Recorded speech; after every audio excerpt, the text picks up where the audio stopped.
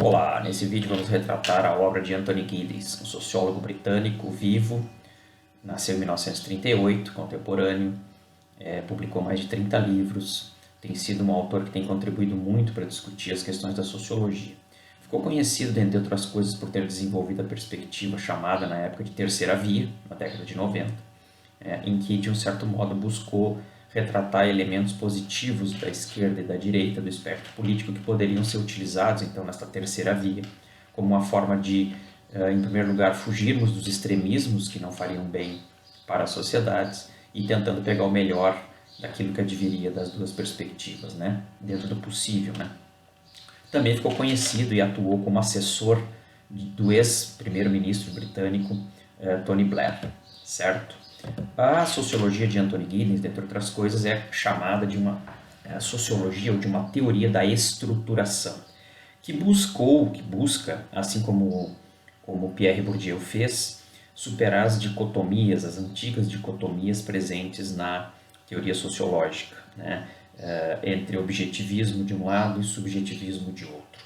A teoria da estruturação, nesse sentido, busca designar ou mostrar que há uma dependência mútua entre a agência humana, ou seja, a capacidade dos indivíduos, dos sujeitos, dos agentes de agir, de transformar a realidade, e a estrutura social, que há uma imbricação entre a estrutura social de um lado e a ação ou agentes sociais de outros. Então essa é uma tentativa, já no próprio nome dessa perspectiva sociológica, uma tentativa explícita de superar essas antigas dicotomias, né?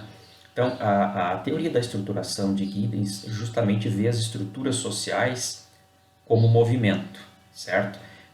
E ao ver as estruturas sociais como movimento, analisa também essas estruturas sociais a partir do conceito, né, de dualidade do estrutural. O que seria a dualidade do estrutural? Que tem a ver com uma visão circular, ou seja, com o fato de que ele observa que as dimensões estruturantes das sociedades, elas se localizam antes da ação, né? E, portanto, elas são palco, né? Elas são condições para as ações sociais. Mas também elas perduram para depois, no momento posterior da ação social, ou seja, acabam sendo um produto destas ações, né? Então, essas estruturas, elas acompanham a ação social, num primeiro momento colocando determinadas perspectivas possíveis de ação e num segundo momento também constituindo novas possibilidades de ação, sempre estruturantes, né? Mas que levam em consideração, sim, a ação dos indivíduos. Para o Giddens, as relações sociais, então, né, elas se estabelecem no tempo e no espaço, elas não são conformadas no agora, no imediato, e existem a partir das ações efetuadas pelos agentes, certo? Nesse sentido estrutural, ele é limitador, por um lado, das ações, mas ao mesmo tempo ele é habilitador das ações, né? Então, se por um lado ele exerce uma limitação para as ações, por outro lado é por meio delas que os indivíduos desenvolvem determinadas competências para poderem agir diante dessas estruturas ou a partir dessas estruturas já existentes. Nesse sentido, Giddens se alia a uma certa sociologia da ação, né? No sentido de entender que a sociologia deve estudar os atores sociais, as ações desencadeadas pelos sujeitos sociais, que para eles são competentes, né? Ou desenvolvem competências para poder agir nas estruturas sociais. Competência entendida aqui como tudo aquilo que os atores conhecem ou acreditam conhecer de maneira tácita ou discursiva, como ele vai dizer, sobre as circunstâncias das suas ações e da dos outros, né? E que utilizam na produção e na reprodução da sua ação. Nesse sentido, para o Giddens, essa sociologia da ação, da estruturação, ele leva em consideração uma capacidade reflexiva dos atores, né, de compreender o que fazem, quando fazem. Nesse sentido, a reflexividade opera a partir de um nível da discursividade, certo? Então, nesse sentido, essa consciência discursiva é aquela que, por meio de uma reflexão, de uma análise, se reflete, né, faz o ator refletir sobre as suas circunstâncias, sobre as suas ações. Algo, de um certo modo, que ele retirou de Weber, né? Também para essa teoria da estruturação de Giddens existe aquilo que ele chama de uma consciência prática, né? Ou seja, a rotina, são aquelas ações desencadeadas no cotidiano a partir das práticas encadeadas por parte dos indivíduos.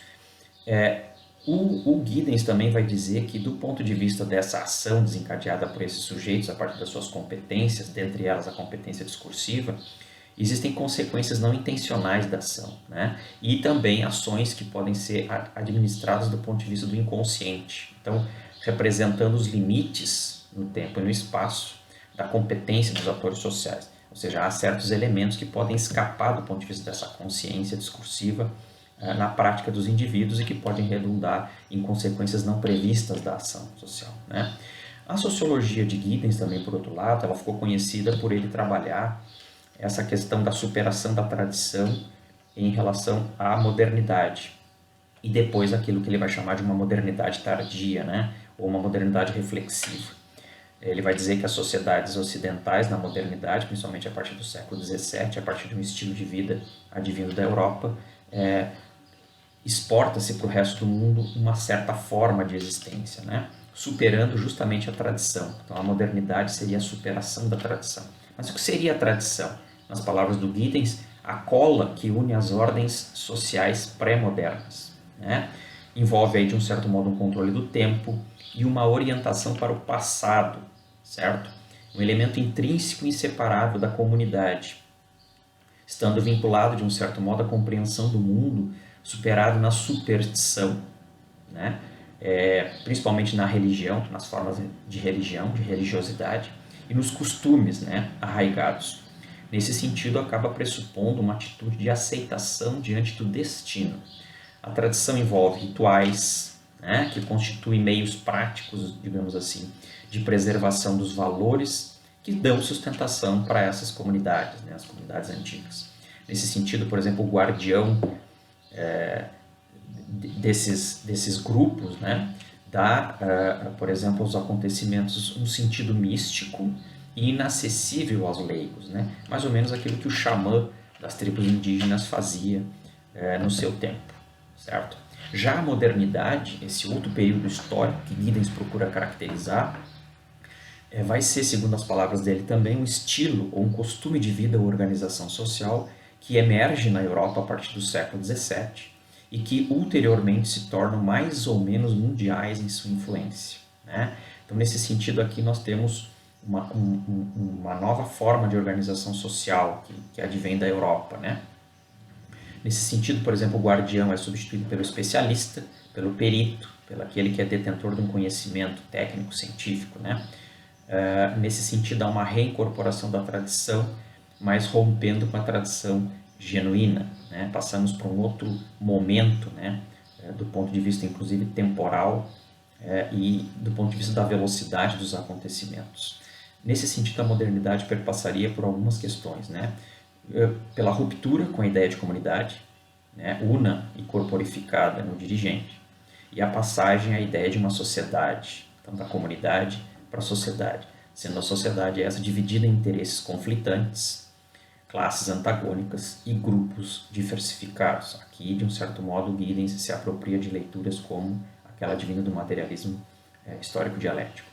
Uma outra questão também da modernidade advém da ruptura com a ideia e a prática teológica, política, do poder encarnado na pessoa do dirigente, né? E na passagem a ideia então da dominação impessoal ou da dominação racional, né? Nesse sentido, a modernidade, dentre outras coisas, é justamente aquela que é caracterizada pelo nascimento dos modernos estados-nação, em que o poder se torna de um certo modo impessoal, né? Distanciado dos indivíduos, calcado em grande medida para o processo de racionalidade e de burocratização. Aqui o Giddens se ancora, dentre outras coisas, na sociologia de Max Weber, né? Então, quais seriam as rupturas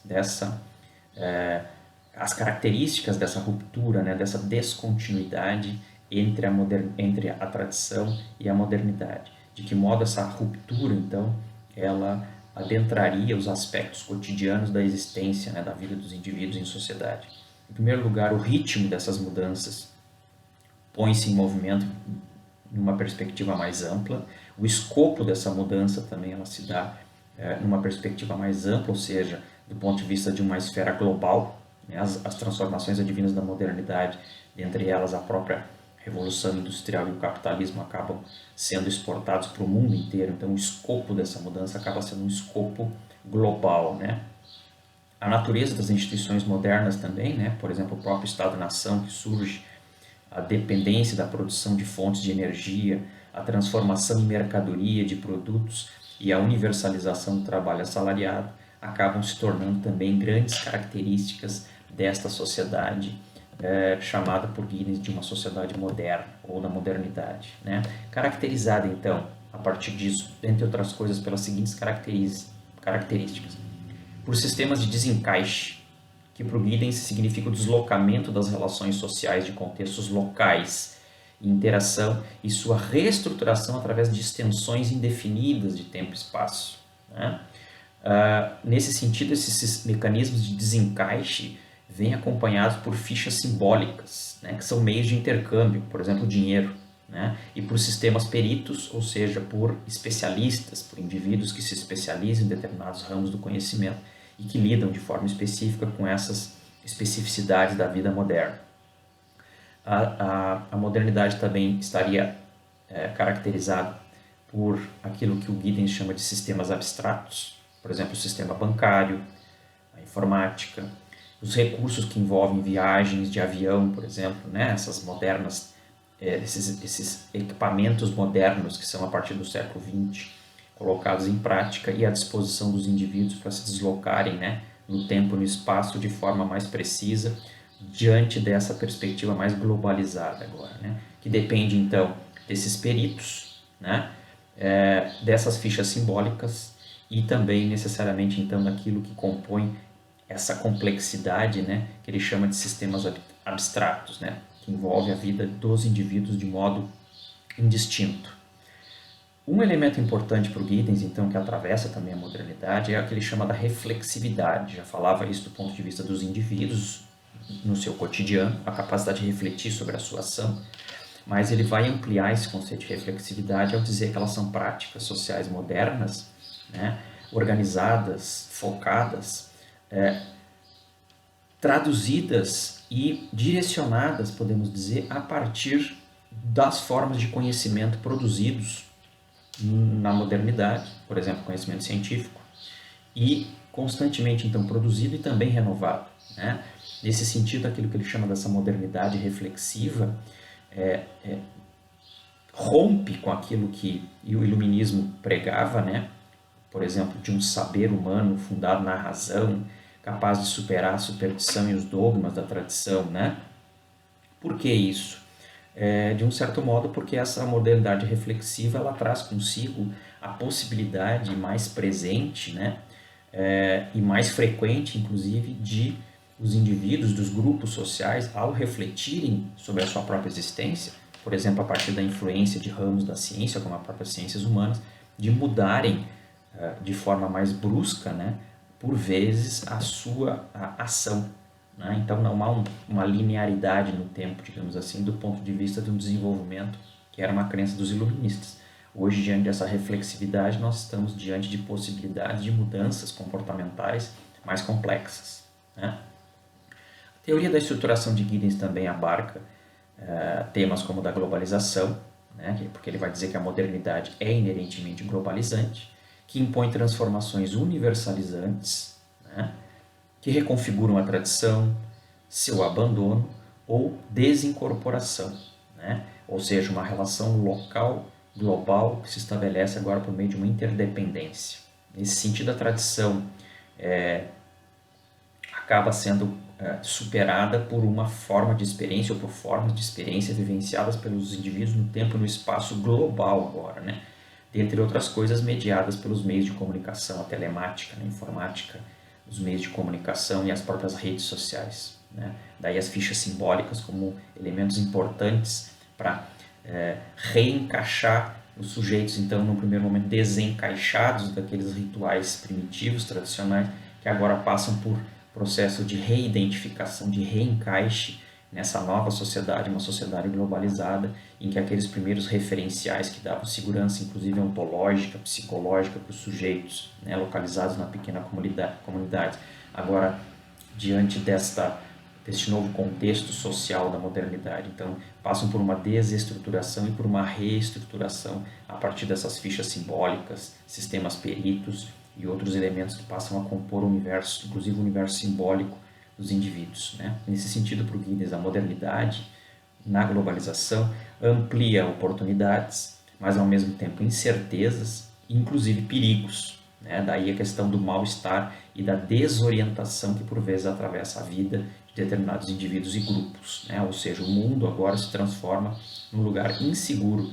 Aliás, esse tema dos riscos, o Anthony Giddens, em obra que escreve junto com o sociólogo Ulrich Beck, já falecido, que vai falar da sociedade do risco, vai chamar a atenção para o fato de que a partir da modernidade, com a intensificação dos processos tecnológicos, né, e a intervenção das ações humanas por sobre a natureza, nós passamos a conviver com riscos produzidos pelos seres humanos. Se antes, né, no período da antiguidade, vivíamos com riscos advindos da natureza, maremotos, terremotos, passaríamos a partir da modernidade a conviver agora com riscos produzidos pelo próprio ser humano, né, ao intervir, por exemplo, nas questões genéticas, né. Então, nesse sentido, ele fala, né, do próprio carro de Jean Grenat. O que é o carro de Jean Grenat, né? Significa que esse futuro está incerto, né? O futuro da humanidade, das sociedades está incerto, porque ele depende em grande medida agora, aquilo que tem se falado muito de modo contemporâneo do antropoceno, um período por meio do qual nós, por meio das nossas intervenções, né, do meio da natureza, em grande medida colocamos, do ponto de vista desse futuro, né, determinadas perspectivas de risco para nós, para nossa própria sobrevivência.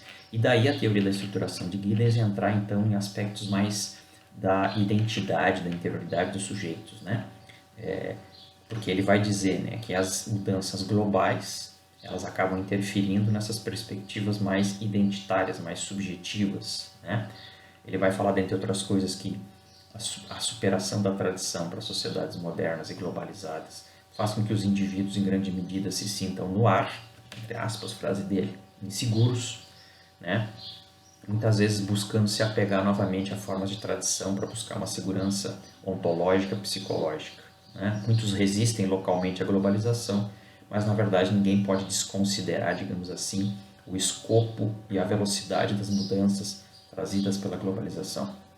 Nesse sentido, ele fala da modernidade, né, que esta passa ou atravessa, de um certo modo, um enfraquecimento, né, traz consigo o enfraquecimento da confiança fundada nos valores tradicionais.